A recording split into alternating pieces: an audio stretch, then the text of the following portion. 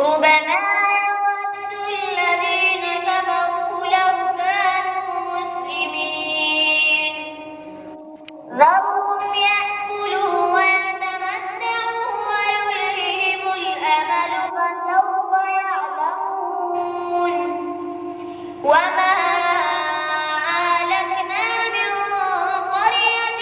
إلا ولها كتاب معلوم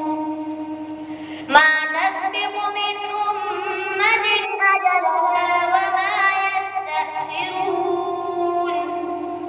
وقالوا يا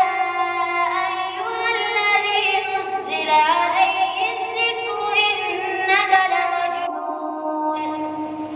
لو ما تأتينا بالملائكة إن كنت من الصادقين ما ننزل الملائكة إلا بالحق وما كانوا إذا منظرين إنا نحن نزلنا الذكر وإنا له لحافظون ولقد أرسلنا من قبلك في شيع الأولين وما يأتيهم من رسول إلا كانوا به يستهزئون كذلك نسلكه في قلوب المجرمين